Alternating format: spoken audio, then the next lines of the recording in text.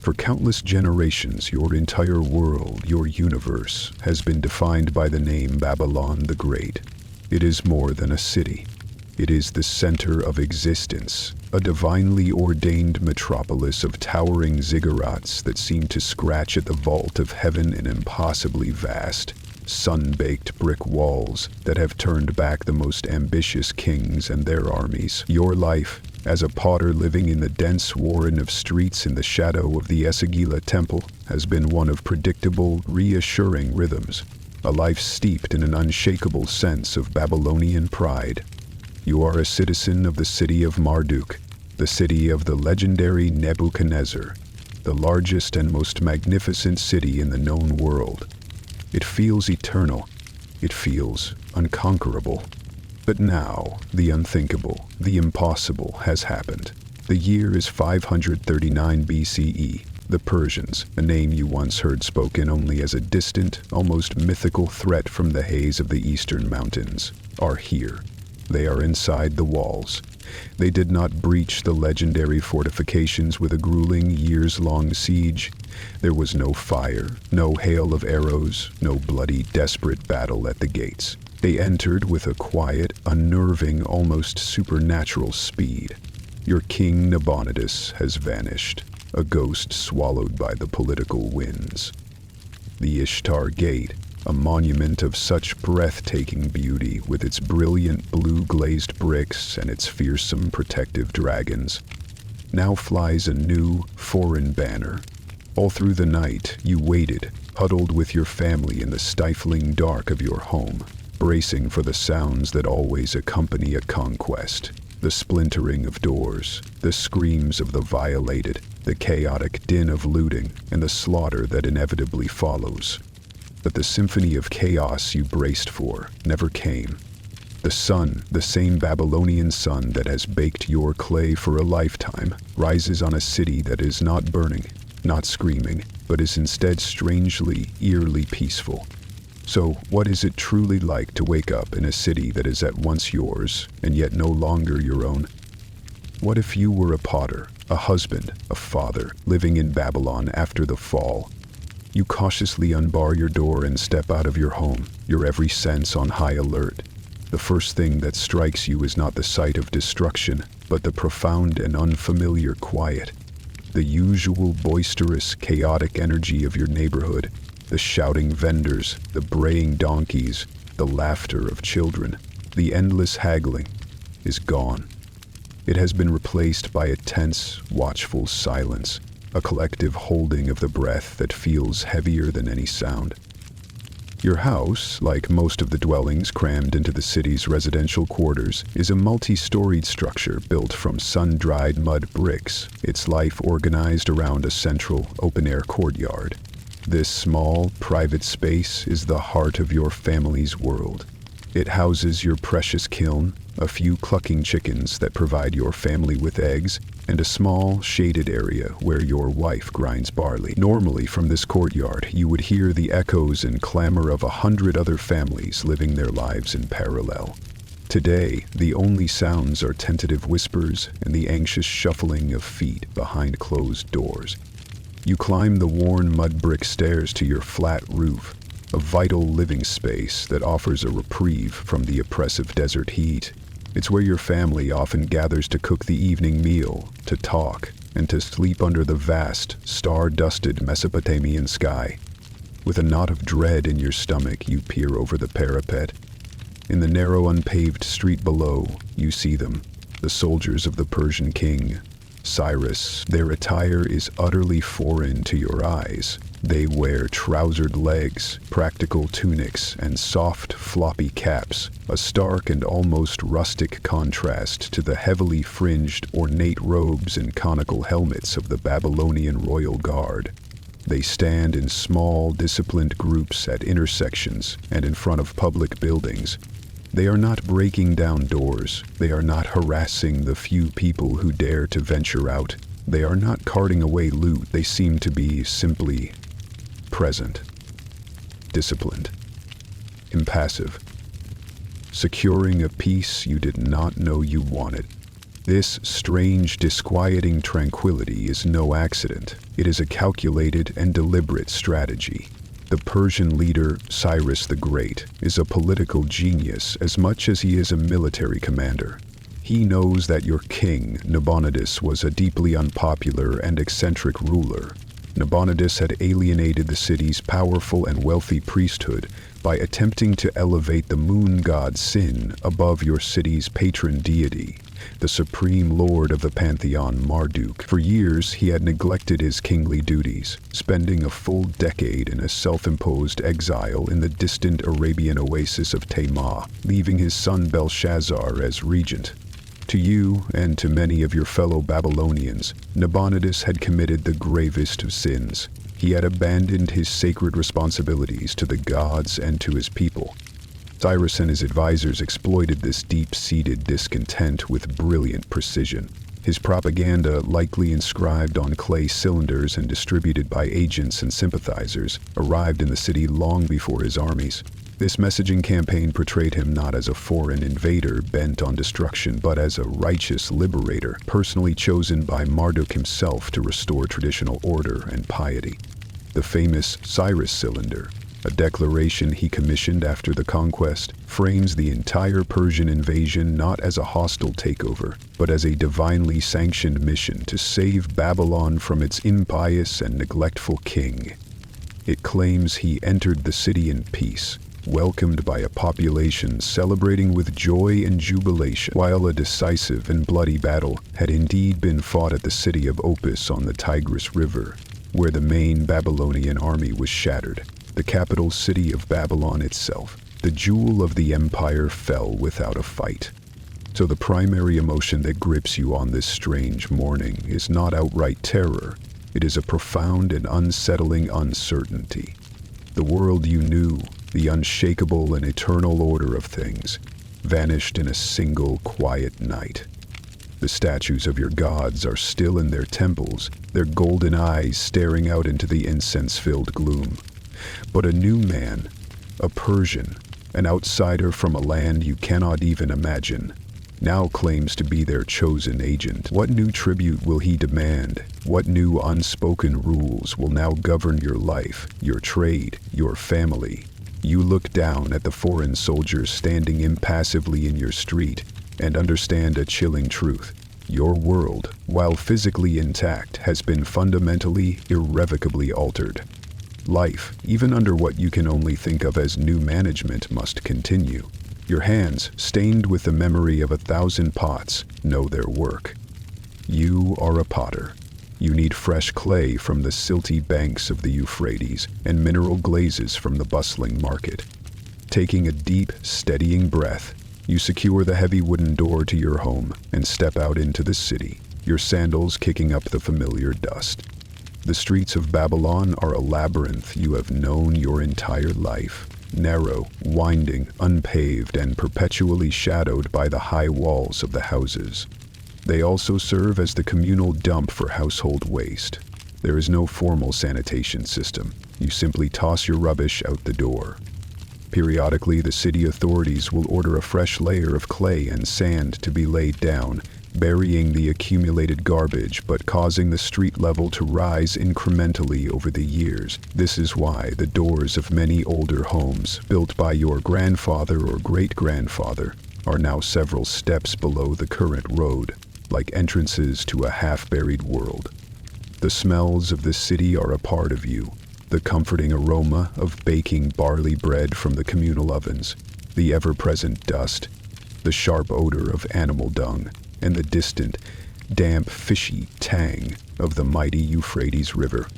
You see your neighbors beginning to emerge from their homes, their faces masks of anxiety and caution. The baker, a stout man whose family has made the same dense, nourishing barley loaves for a century, tentatively opens the wooden shutters of his shop. The weaver, a woman known throughout the district for her fine, bleached linen, peeks from behind her door, her eyes wide. You exchange a silent, questioning glance. It is a look that communicates everything words cannot. Are you safe? Is your family well? What does this all mean for us? Beneath the palpable anxiety, there is a shared, unspoken agreement to resume the essential rhythms of daily existence. Survival, is the first and most sacred law of any great city. As you make your way towards the city's grand processional way, the sheer, undiminished power of your city is still on overwhelming display. You pass the towering, windowless facades of private homes, their mud brick walls forming a continuous, formidable barrier along the street. Their lives, like yours, are turned inward, centered on their private courtyards, hidden from public view. Then you reach it, the majestic avenue, paved with limestone and red breccia, where the golden statues of the gods are paraded in spectacular fashion during the Akitu, the New Year's festival. Flanked by high walls decorated with vibrant glazed brick reliefs of some 120 snarling lions, the sacred animal and symbol of the goddess Ishtar. The avenue is a breathtaking corridor of power leading to the most famous gate in the entire world, the Ishtar Gate. Its surface, the brilliant jewel-like lapis lazuli blue, is a color so intense it seems to have captured the sky itself. It is adorned with meticulously crafted rows of golden-hued dragons and powerful bulls in bas-relief.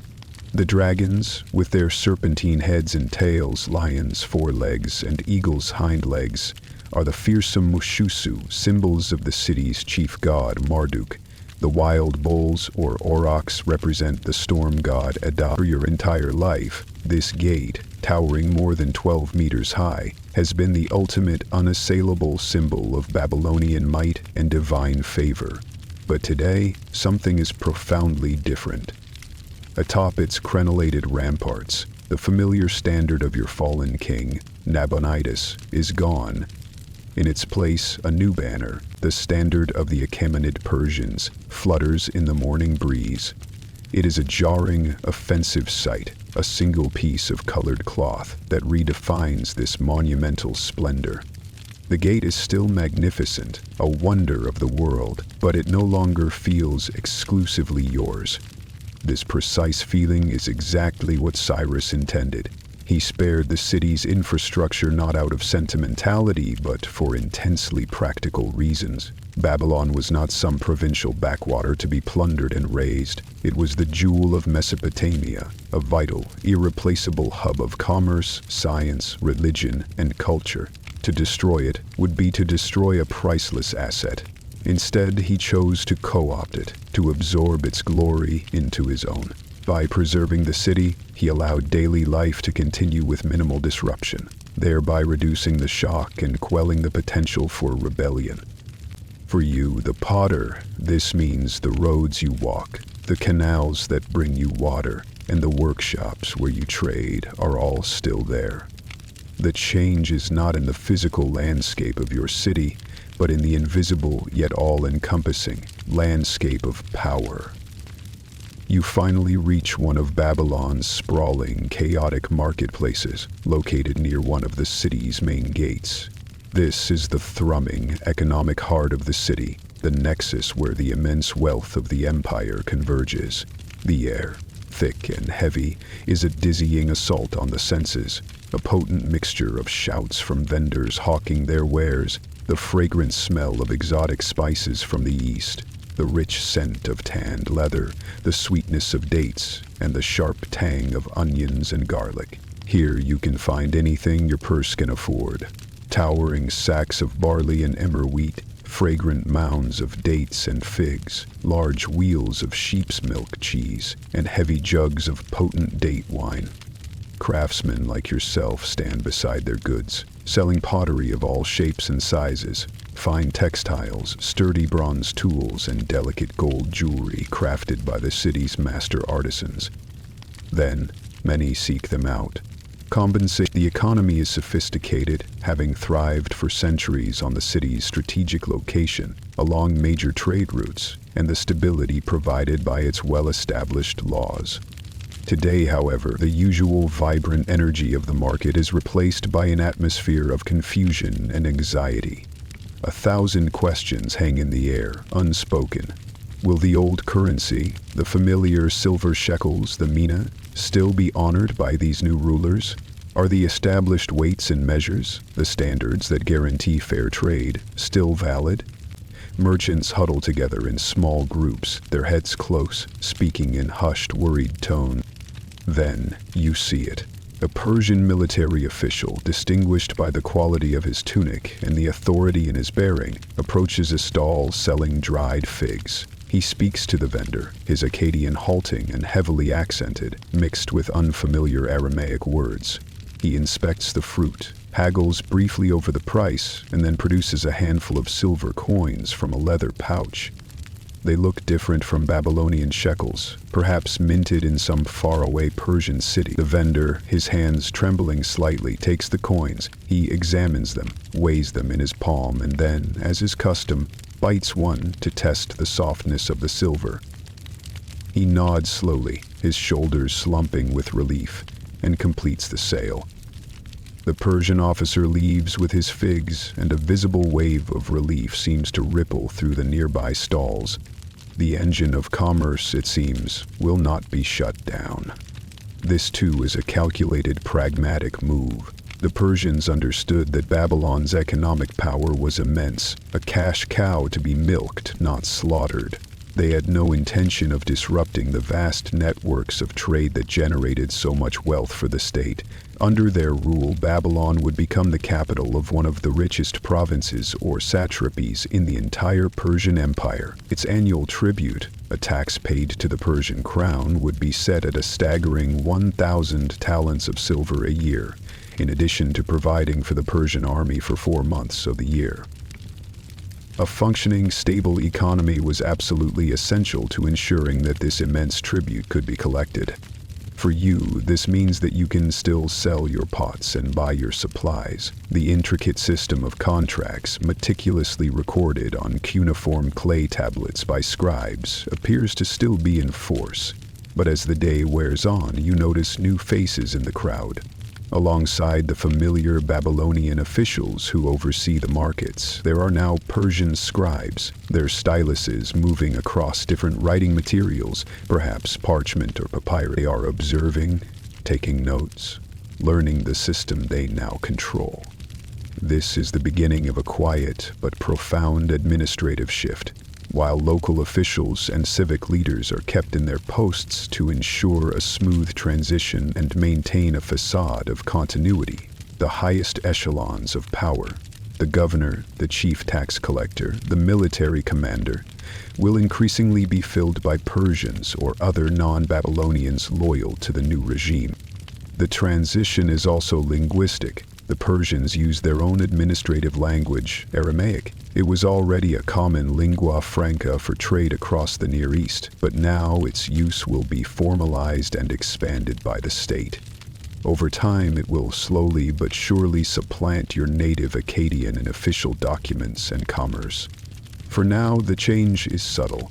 You can still trade, haggle, and earn a living for your family, but you begin to grasp a new reality. The profits of your labor, the fruits of your city's prosperity will now flow to a new, distant master in a palace in Susa or Persepolis. The market is the same, but the ultimate beneficiary has changed forever. With your supplies for the workshop secured, you make your way to the most sacred precinct in your city, the very center of your universe. The Esagila, the great temple complex dedicated to Marduk. This is far more than just a place of worship. It is the beating heart of Babylonian identity. A sprawling, self-contained city within a city. It is a massive institution that owns vast tracts of agricultural land across Babylonia, operates its own workshops, and employs thousands of priests, scribes, craftsmen, and laborers. A profound, visceral fear grips you as you approach its towering gates. In the brutal, unforgiving logic of ancient warfare, the gods of the conquered are often the first casualties of defeat. You have grown up on tales of other cities whose temples were plundered, their sacred divine statues smashed, or even worse, carried off in chains to a foreign land as the ultimate symbol of utter humiliation and defeat. But what you see at the temple gates defies all expectation and logic. Standing guard are not looters or wild sin soldiers eager for sacrilegious plunder. Instead, you see the same disciplined Persian soldiers, their spears held firm. But their spears are pointed outwards, protecting the sanctuary from any potential disturbance, not defiling it.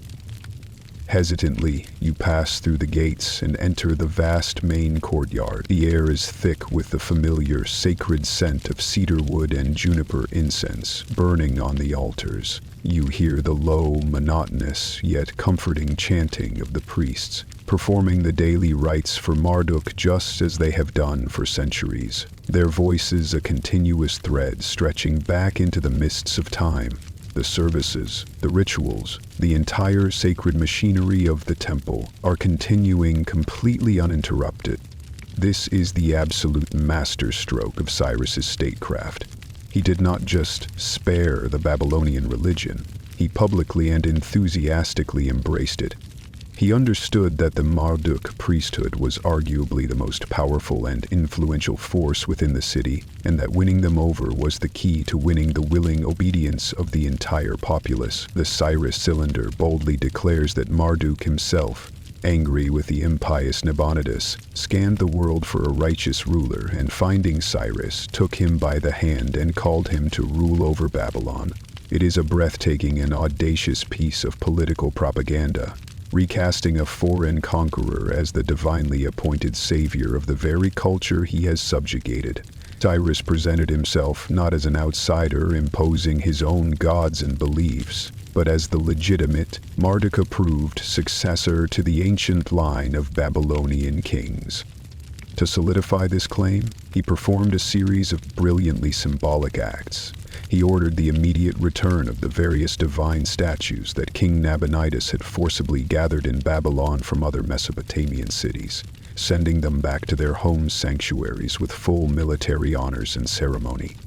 This single act of calculated piety earned him the gratitude and loyalty of countless communities who had deeply resented Nabonidus's sacrilegious actions.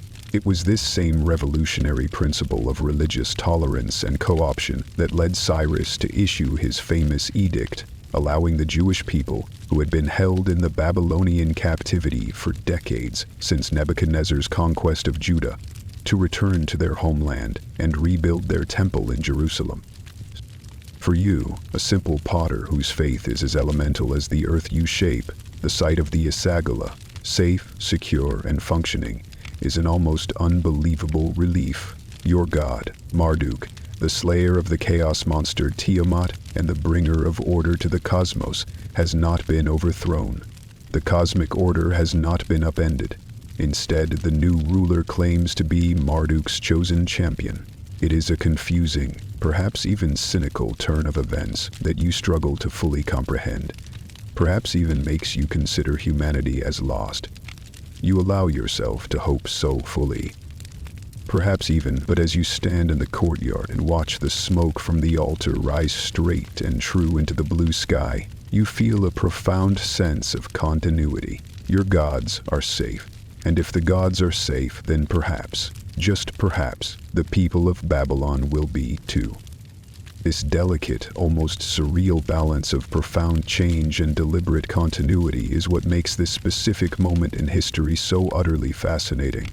The Persians weren't just brute force conquerors, they were architects of empire, and their methods of administration and control were revolutionary for their time. If you're finding this glimpse into a forgotten chapter of history compelling, if you're intrigued by the complex realities of life in a fallen empire, then please take a moment to subscribe to our channel and hit the like button. It tells our team that you want more deep dives like this one, exploring the pivotal moments when great civilizations faced their morning after and had to find a new way to exist. A few days later, a dispute as common as flies in summer arises. Your neighbor, a weaver whose loom clacks from dawn till dusk, claims that a section of the shared wall between your courtyards is crumbling. He insists that the intense heat from your kiln is to blame and demands that you pay for its immediate repair. It's a classic urban disagreement, born of the cramped quarters and intertwined lives of the city. Before the conquest, you would have known exactly what to do. Go before a local panel of judges, respected elders from the community, who would hear both sides of the story, perhaps call witnesses, and then issue a binding ruling based on centuries of legal precedent. But now, who holds that authority? Do you bring your grievance to a Persian soldier who doesn't speak your language? Your neighbor, equally uncertain, suggests consulting the local scribe who records property deeds and contracts. The scribe, a weary, ink-stained man whose family has held this respected post for generations, simply shakes his head at your anxious questions, a faint smile playing on his lips. The local courts, he informs you with a wave of his hand, are still in session. The same judges are sitting on the same benches, hearing the same kinds of cases. The laws of Babylon, he assures you, have not been abolished. This is perhaps the most crucial and reassuring element of continuity for an ordinary citizen like yourself. Your entire society is built upon a deeply ingrained and highly respected legal tradition.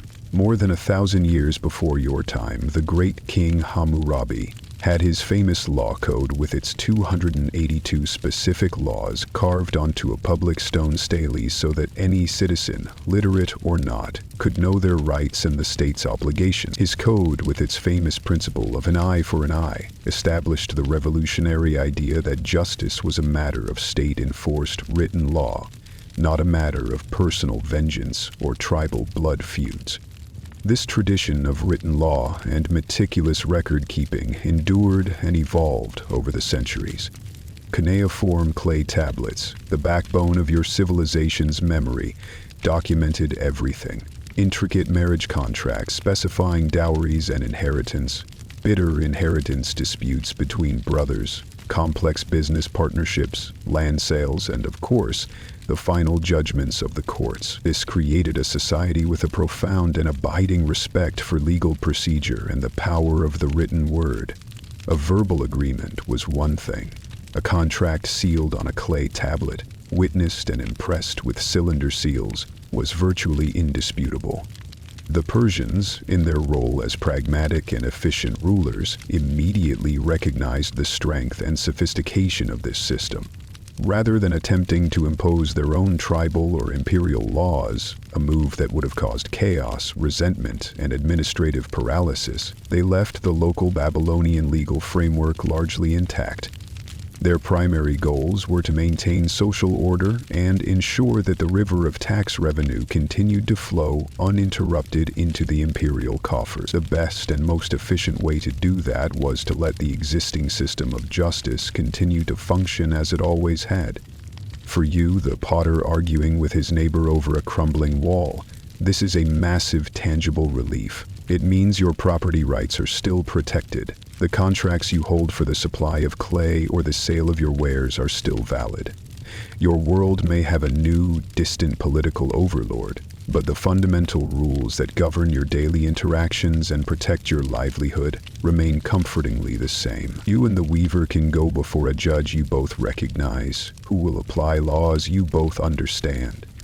The shadow of Hammurabi, it turns out, is long and powerful enough to stretch even across the great historical divide of a fallen empire. As dusk begins to settle over the city, you return home. The oppressive heat of the day finally subsides, and you walk back through the now familiar quiet, past the Persian patrols that have become a strange, new, and permanent part of the city's scenery. You pull back the heavy bar on your door and step inside. In an instant, the world of empires, kings, and conquests fades away, replaced by the timeless, sacred sanctuary of your family. Your home, like your entire life, is centered on the open-air courtyard. This is where the real work of the family happens, the endless cycle of tasks that sustain you. Your wife is on her knees, rhythmically grinding barley between two stones for the evening meal. Your eldest son, his shoulders growing broad, is helping you carefully stack the day's finished pots, their surfaces still warm from the cooling kiln. Your younger children are huddled in a corner, laughing as they play a game with polished sheep knucklebones. The simple, comforting aroma of baking flatbread and a simmering stew of lentils and onions fills the small space. This space, these people, these routines, they are the true anchor of your life, the unshakable foundation beneath the shifting sands of political fortune. The evening meal is simple and, for the most part, unchanging. Unleavened bread, a hearty stew of lentils or chickpeas seasoned with onions and garlic, a piece of hard cheese, and a cup of beer brewed from barley, or perhaps some sweet fermented date wine. Family was the paramount fundamental unit of Babylonian society, and Babylonian women, while certainly living in a patriarchal world, often held more rights than their counterparts in many other ancient cultures, especially if they were from a higher social standing. They could own and inherit property, operate their own businesses, and even represent themselves in legal disputes in court. Tonight, as you eat together on the roof under the emerging stars, the familiar comfort of your family is tinged with a new and persistent anxiety. The conversation is no longer just about a bad batch of clay, the price of barley, or a cousin's upcoming wedding. It is now filled with hushed, worried questions that you have no answers for. Will our eldest son be conscripted into the Persian army to fight in a war against the far-off Egyptians or some other unknown enemy of this new empire? Will the new satrap, the provincial governor appointed by Cyrus, decide to increase our taxes to pay for some distant palace's construction? We hear more and more Aramaic being spoken in the marketplace. Will our children still learn to write the beautiful, complex, wedge-shaped cuneiform of our ancestors, or will it fade into obscurity? You have heard whispers that some of the old Babylonian noble families are deeply resentful of the new regime. There had been revolts against Persian rule in other conquered lands, and they were always crushed with brutal efficiency. In the years and decades to come, long after Cyrus is gone, Babylon itself would indeed revolt against his successors, such as Darius I and later Xerxes VI. Those rebellions would be put down forcefully, leading to much harsher Persian control, the partial destruction of the city's famous defensive walls, and even the pillaging of the sacred Esagila temple as a form of collective punishment. But for now, in these very early days of the transition, there is only this fragile, uncertain peace. This is the hidden, intimate reality of life after the fall. The grand political transition at the top was remarkably peaceful, almost seamless. But for you and your family, it has introduced a persistent, low-level hum of uncertainty into the most personal and fundamental parts of your life. The structure of your day remains the same, but the structure of your future is now in question. The family meal tastes the same, but the conversations held around it are forever changed. Your life, and the lives of your children and your grandchildren, will continue in this city that is now a paradox, both thoroughly Babylonian in its culture, and yet politically Persian in its allegiance. The fall of Babylon in 539 BCE was not a sudden, cataclysmic end, but rather a profound and permanent transformation. The city did not collapse into ruin or fade into irrelevance. It was instead repurposed, becoming a prized administrative center of the vast Achaemenid Empire. It was designated as one of the empire's main capitals, a place where the Persian kings would reside for part of the year, governing their enormous territory from within the very city they had conquered. Over the coming decades, Persian influence would become more apparent, a slow and steady cultural tide. More and more key administrative roles would shift from local Babylonians to Persians, or other peoples from across the empire who were deemed loyal to the crown. The Aramaic script, simpler and more adaptable than cuneiform, would continue its inexorable rise as the primary language of government and long-distance trade, gradually pushing Akkadian into the domain of religious scholars and antiquarians. Yet for all this, the core of Babylonian culture proved to be incredibly, stubbornly resilient. Babylon remained a global center of learning and science, its astronomers, building on centuries of meticulous nightly observation recorded on clay tablets, continued to map the heavens with astonishing precision. They developed sophisticated mathematical models to predict lunar and solar eclipses and track the movements of the planets. This immense body of knowledge would later be inherited and built upon by the Greeks, forming the foundation of Western astronomy. The city's scholars and scribes were still revered throughout the ancient world. The great temples, though now subject to state taxes for the first time in their history, continued their religious functions, their rituals and festivals forming the backbone of the city's cultural life.